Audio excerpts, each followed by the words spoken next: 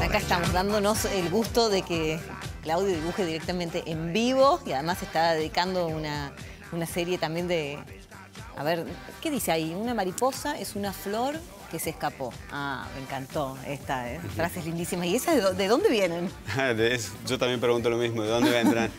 Okay. No, es toda tu vida va pasando por un filtro creativo y se va proyectando. Yo por lo menos soy muy de proyectar mis cosas inconscientes, mis deseos, lo que me gusta, todo. ¿Y eso cómo surge? ¿Qué sé yo? ¿Te levantás y a lo mejor la mañana es el mejor momento del día o no? Se hace tan automática, digamos, la práctica de pensar. Muchas veces he trabajado a pedido que esto de la creatividad ya es parte de mi respirar, ¿no? Es como el oxígeno. Entonces, la verdad que no me doy cuenta, no es que me siento a pensar, ¿no? Claro. Y estaba viendo que haces mucho mano alzada. Le preguntaba hace un rato en el corte si ya estaba todo digitalizado, si se hacía a través de una compu, y me dice que no, afortunadamente, hasta ahora. No, cuando apareció el Photoshop, la computadora y todo eso, me entusiasmé mucho con las posibilidades que da esa herramienta. Trabajé muchos años haciendo el Charlie Huesos, el personaje, hacía con Photoshop, pegaba cositas, escaneaba fotos y era muy linda eso, ¿no? Pero sentía que me chupaba la energía. Sí. En un momento dado decidí pasar y recuperar la acuarela y los lápices y me gustó muchísimo porque en lugar de chuparme la energía me carga de energía, ¿no? Pero sí en un momento dado se escanea, se trabaja un poquito el contraste, esas cosas se digitalizan y se manda por mail a los lugares donde va a ser publicado, eso sí. Pero hay gente que disfruta mucho de la tableta gráfica, dibujan directamente a la computadora mirando la pantalla y ya son generaciones que... Es igual de valorable, digamos. Sí, totalmente. Y estaba pensando, por ejemplo, en el caso de las tarjetas. ¿Hay una presión para sacar tantas tarjetas cada tanto tiempo con frases determinadas? Bueno, la tarjeta hoy en día está un poquito con las redes sociales cuando aparecieron la tarjeta de Cayo. Pero en su momento era gracioso porque yo, por ejemplo, en agosto estaba haciendo tarjetas de Navidad. Ah, mira, pero no estaba en clima navideño, entonces tenía que ponerme musiquitas de Navidad y todo para más o menos... ¿Te ambientabas así de esa manera? Sí, totalmente. Qué fantástico. ¿Y qué es lo que más te gusta hacer o dirigido a quién? No, la verdad, lo que más me gusta hacer son las cuestiones muy íntimas mías. Siempre tuve la suerte de poder publicar lo que a mí me salía. Por ejemplo, yo inventaba un personaje y después veía dónde ubicarlo. Entonces, siempre fui muy personal para hacer, muy subjetivo, muy interno. Y ahora, por ejemplo, hago frases, me alejé un poquito del humor del chiste. Hago frases con un toque, en todo caso, de humor o con reflexiones más reflexivas, más espirituales. Y es lo que es mi camino, digamos, claro, es lo que en este momento estoy buscando. Digamos, no humor negro, no humor político. No, porque tengo nada contra eso, pero he dejado el humor político y he dejado en general el humor gráfico como chiste. Sí, uso los recursos en la ternura y la gracia de los animalitos. Igual se lo ve como muy transparente, qué sé yo, generás como una sensación de buen tipo. Así que me parece gracias. Así que me parece que por eso salen esas producciones. Claro, puede ser. Me parece que sí, tiene que ver con eso. Ojalá. La falta de sueño, por ejemplo, ¿complica a la hora de tener ganas de estar en pareja y demás? Sí, porque te consume energía. O sea, ¿es energía pura? Y hay que recuperar la energía, el doctor lo dirá mejor, el cerebro tiene que recuperarse, necesita ciertas horas de sueño y cuando no has dormido bien, viste que te sentís, ¿no? Todo apagado, todo apagado. Entonces, bueno, también eso se refleja en la sexualidad. ¿Cómo se mantiene el deseo en una pareja, ¿no? De años? Que me parece una de las grandes preguntas. Porque hay como etapas en una pareja, sobre todo cuando empiezan a sucederse los años, ¿no? ¿Cómo hacer para que eso se mantenga? Bueno, primero... Bueno, inventaste un mago. Sí, es verdad. Para la próxima. Bueno, primero hay que pensar que hay opciones a eso, porque no es como una condena, ¿no es cierto? Quiero decir, también está la posibilidad de separarse. Ahí está. Porque a veces llegan a la consulta parejas con este tema y cada vez aumentan más. Y lo que se ve es que son parejas que están acabadas, ¿no? Entonces, resucitar un muerto no, porque magia no hacemos. Entonces, lo que hay que ver es si es el momento de terminar la pareja, de empezar otra cosa, otra etapa, otra posibilidad. Hay gente que sí, que realmente después de un tiempo, que empieza como a decaer, que empieza como la rutina, empieza con algún tipo de proceso para recuperar aspectos más vitales y puede realmente revivirlo y estar bien. Pero hay que hacer esa distinción, ¿no es cierto? No es una condena a una pareja, no tiene por qué ser, pero por supuesto que hay posibilidades de recuperación en algunos casos. En algunos casos, sí. En algunos casos. Está bueno lo que decís, ¿no? Porque muchas veces uno encuentra que no hay más deseo, pero a lo mejor tiene una motivación mucho más profunda que el mismo sexo, ¿no? Sí, yo creo que además hace falta todo, repensar toda la cuestión de la pareja, porque le ponemos con demasiada carga, quiero decir. Claro. Una pareja tiene un proyecto económico, tiene un proyecto de hijos. Exacto. También la sexualidad tiene que ser tan fantástica y tan maravillosa. Muchas veces hay que disminuir las expectativas. Ajá, como para poder estar bien también. Bueno, dicen ¿no? también que la sexualidad es tan fabulosa entre los jóvenes y al mismo tiempo entre los adultos mayores, ¿no? Cuando los problemas y muchas cargas que uno tiene, bueno, empiezan a fluir o dejan de ser tan importantes. Sí, ¿Es equiparable a la sexualidad o nada que ver? Yo creo que en la medida en la que las personas puedan renunciar al deber ser y a ese guión del que hablaba y que se puedan conectar con otra cosa. Por eso en algunas circunstancias que parecerían como a lo mejor no las más propicias, por ejemplo, cuando hablamos de adultos mayores que ya dejaron el tema de la erección porque saben que no lo van a conseguir, entonces empiezan a hacer otro tipo de juegos y otro tipo de estrategias que los lleva a sentirse mucho mejor, ¿no? O los chicos, antes, en algunos casos, sobre todo cuando han tenido una buena educación sexual, retardan el inicio de las relaciones sexuales coitales, pero mientras tanto van haciendo toda una serie de juegos exploratorios que les produce realmente una posibilidad que de otra manera no tendrían, ¿no? Placentera, recreativa, de reconocimiento, de aumento de la capacidad del placer. ¿Estará mal dada en los colegios la temática de la sexualidad? Lo que pasa es que todavía hay mucho por hacer. Digamos, más allá de que haya una ley y que se están haciendo cosas, porque realmente en distintos niveles se están haciendo, realmente apuntar a una sexualidad placentera es una deuda.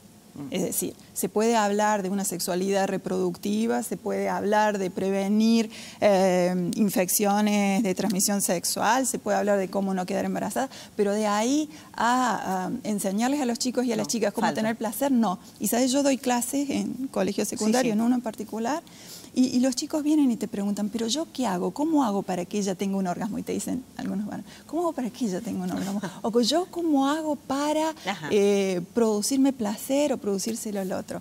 Bueno, este tipo de cosas todavía no están en la educación. Sos docente, ¿no es cierto? Sí, o sea que tenés contacto con jóvenes y demás. Sí, secundario. ¿Y es poco y nada la parte sexual que se les da? Ahí está el proyecto ESI, Educación Sexual Integral, donde justamente apunta a que sea mucho más que lo biológico.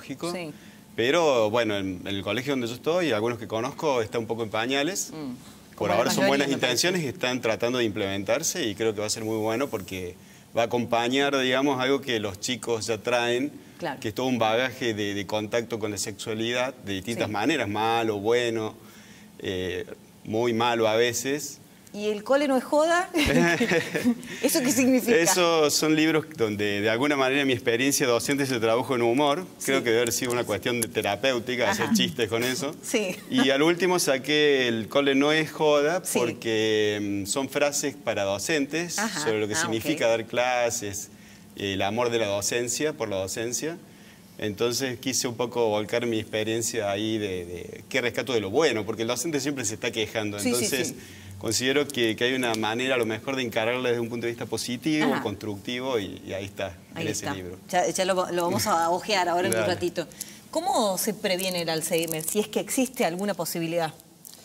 Digamos que hay... Cuando se llega a la consulta, digo, ya es con un problema, digamos, yo llego a la consulta y porque me olvido un montón de cosas y porque tengo ese tipo de patologías, ¿ya es tarde? Depende. Digamos, yo le hago una caricatura simple. Usted viene a la consulta y dice, vengo preocupada porque me olvido. ¿Sí? Ahora la otra imagen.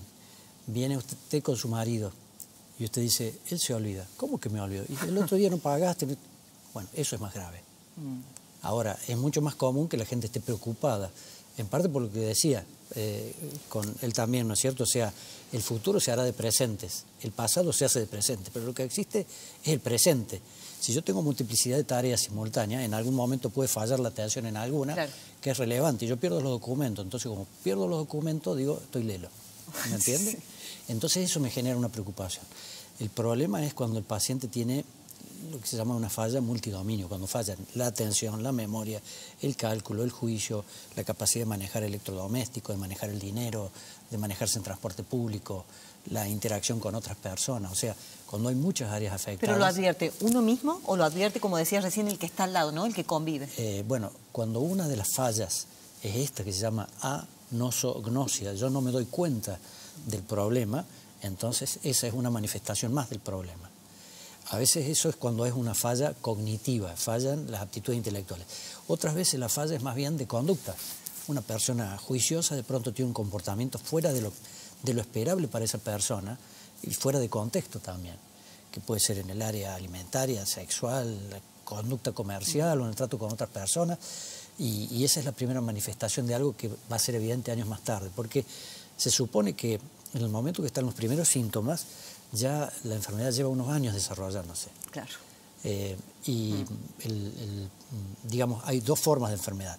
Una que es la más común, que tiene su pico etario alrededor de los 80 años, digamos. Y otra que es muy rara, que es la que tiene una fuerte carga genética. Digo porque la gente tiene, mamá lo tiene, yo la voy a tener. Y aumenta la probabilidad, si yo tuve mi abuela que tuvo, tengo un poco más de probabilidad que el que no tiene familiares de primer grado.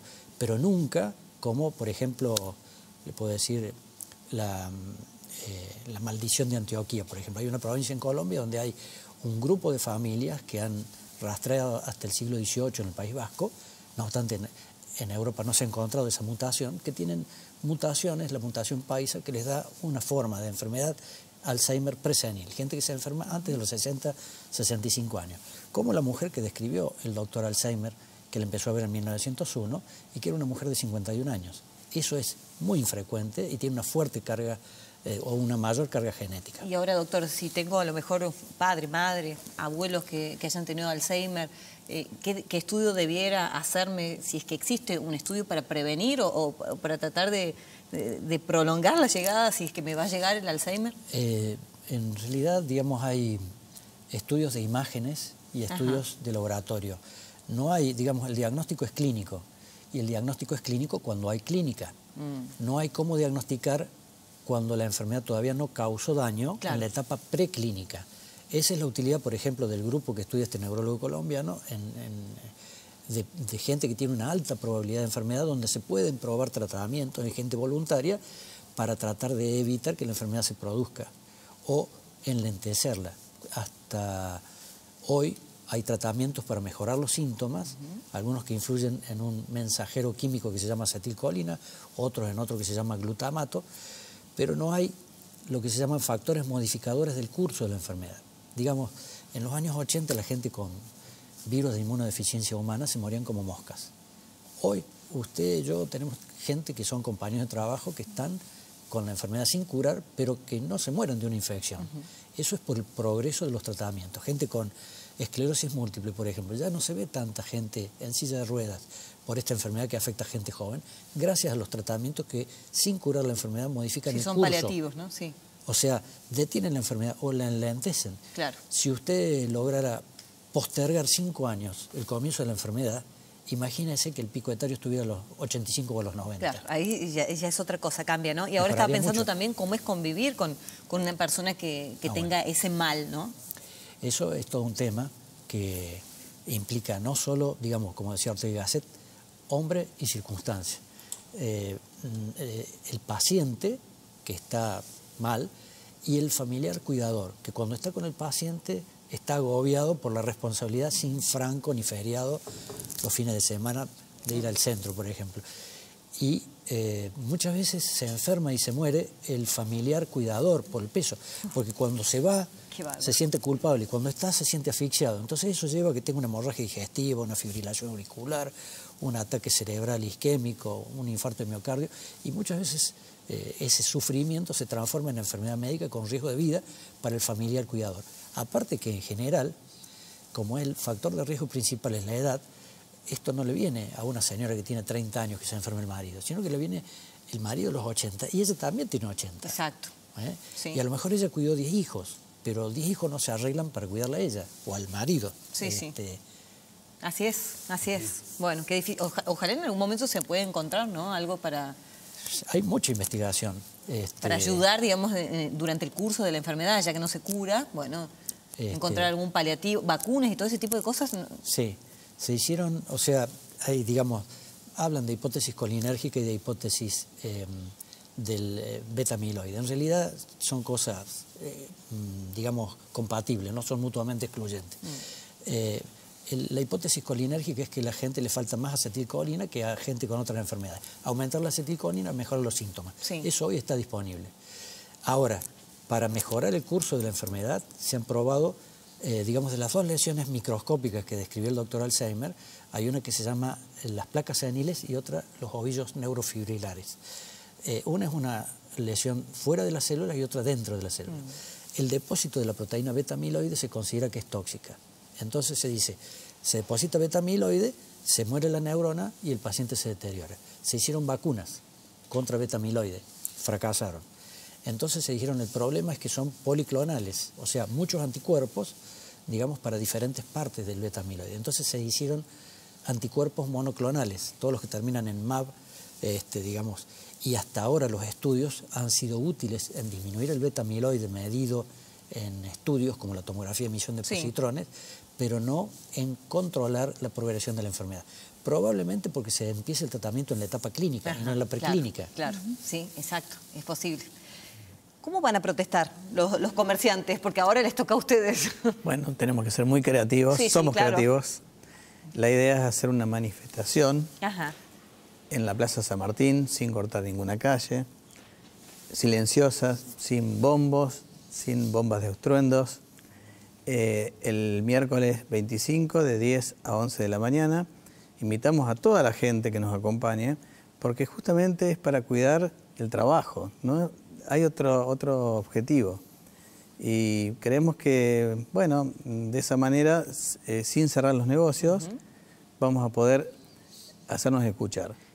Estaba pensando también que antes de llegar a esa manifestación creativa, que es la que van a hacer, habrán pedido al municipio, a la provincia, algún tipo de ayuda, ¿no? O que las manifestaciones se hagan en otro lado, o que no se interrumpa la posibilidad de atender. Y digo, ¿qué respuesta tuvieron ante eso?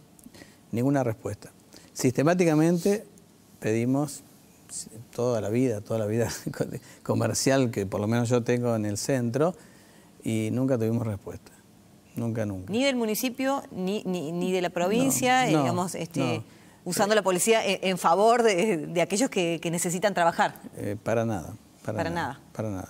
Y si hablamos del comercio específicamente, a ver, los números que venimos mostrando, inclusive en el noticiero de manera permanente, hablan de una caída consecutiva hace unos 19 meses aproximadamente. ¿Eso es tal cual? ¿Es real? Sí, bueno, obviamente está sumada la crisis económica, que bueno, no somos ajenos, y además se suma estos impedimentos que producen estas manifestaciones para poder o sea que es una combinación entonces. Por supuesto, ¿sí? Un cóctel muy nocivo para nosotros. Tienen libros ustedes, ¿no es cierto? Sí, nos dedicamos a libros? Sí. Bueno, ahora están en plena feria y demás, así que eso también seguro reactiva un poco las ventas y el ánimo de la gente. Sigue leyendo la gente, ¿no? La gente sigue leyendo. Yo, bueno, obviamente que escuchaba al doctor hablar de, bueno, hay de todos los temas, ¿no? A Claudio, bueno, que somos amigos, y él, sus libros están en nuestra librería. Es tan grande el género, la cantidad de géneros que hay, que bueno, es como que todo el mundo puede acercarse a la librería porque encuentra de todo. Claro, algo va a encontrar uno, ¿no? Por supuesto, por supuesto. Y mañana te toca un día especial, ¿no? Porque te entregan la antorcha y a partir de allí, bueno, vas a ser una especie de líder en la próxima feria de libros infantil. Sí, porque tiene la tradición de que hay un libro que conforma la antorcha, que cada ilustrador invitado todos los años lo ilustra y se lo pasa al ilustrador siguiente. En este caso, Chanti fue el ilustrador anterior, del año pasado, me lo pasa a mí, que fui el ilustrador de este año. ¿Y tenían relación y demás? O sea... con Chanti tenemos una amistad personal, digamos. Pero dio la casualidad que él me va a pasar la antorcha. O sea que encima va a quedar en buenas manos. Sí, supongo. Bueno, la cosa es que así la vamos pasando y cada ilustrador le deja su impronta, un dibujo, una frase sobre la literatura infantil sobre todo. Edición número 34 de esta, ¿no? Si no me equivoco. ¿Y qué balance pueden hacer?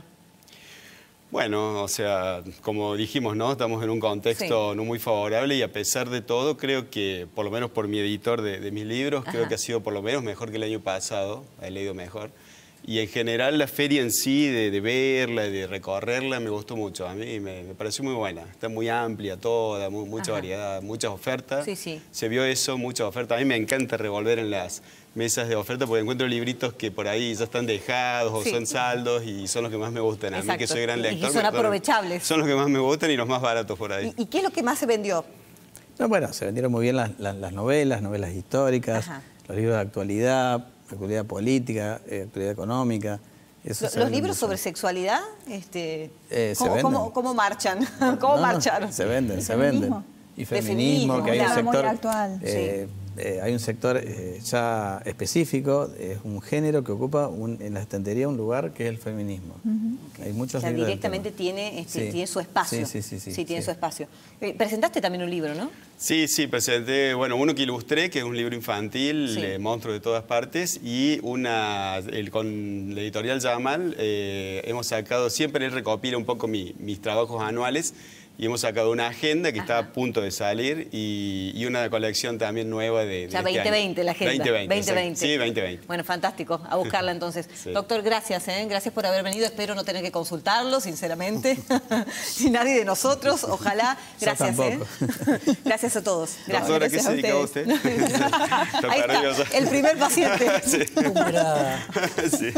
Lo bueno de los libros es que uno no ve la película, la tiene que armar a la película. Exacto. Y tiene que ver con el gráfico, y tiene que ver con la lectura, y tiene que ver también con la sexualidad. Es un buen ejercicio, ¿no es cierto? Leer para el Alzheimer, para viniendo. Bueno, ¿yo qué tenía que hacer ahora? El corte. Ok. Vamos a hacer una pausa, gracias por estar, y enseguida hablamos de política. Ya venimos.